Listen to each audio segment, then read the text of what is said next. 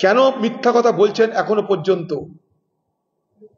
পর্যন্ত বাংলার মানুষকে সমানে মিথ্যা কথা বলে চলেছেন বাংলার মিথ্যাশ্রী মমতা ব্যানার্জি।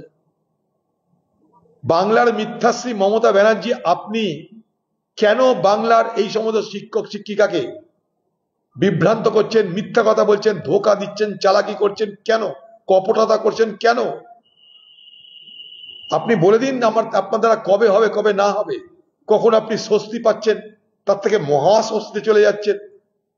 কিসের আপনার স্বস্তি জানি না, অপরের কষ্ট থেকে আপনার স্বস্তি হলে ঠিক আছে, কিন্তু এদের সঙ্গে ধোঁকাধারি করবেন না। আপনি আরামসে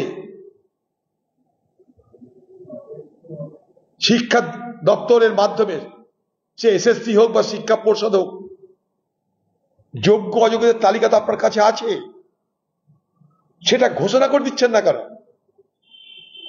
আরে আপনাকে তাতে ফাঁসি হবে না জেল হবে, কি হবে? কোনো ভুল হতে পারে, কিছু সরকার ভুল করতেই পারে, সরকার তার ভাবনা প্রত্যাহার করতেই পারে। আন্দোলন করে মোদী কৃষক বিরোধী বিল প্রত্যাহার করা হয়েছে, ওয়াকফের আইনের বিরুদ্ধে আন্দোলন করে সুপ্রিম কোর্টের মাধ্যমে সেই আইনের বলবৎ স্থগিত করা হয়েছে। কোর্ট আছে, আপনি কোর্টের সাহায্য নিয়ে স্বস্তি পাচ্ছেন যখন, তাহলে কোর্টকে গিয়ে স্বীকার করুন না যে আমাদের এই ত্রুটি হয়েছিল, আমরা শুধরাতে চাইছি। কোর্ট মেনে নেবে, আমি স্থির বিশ্বাস করি ভারতবর্ষের মাননীয় বিচারপতি তারা মানবে। ফলে কি হবে জানেন?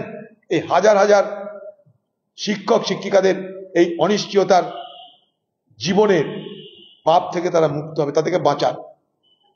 আপনি অনেক পাপ করেছেন বাংলার মুখ্যমন্ত্রী, আর পাপ করেন না। এই পাপের বোঝা আপনি আর টানতে পারবেন না। তাই মিথ্যাশ্রী মমতা ব্যানার্জি, আপনাকে বলবো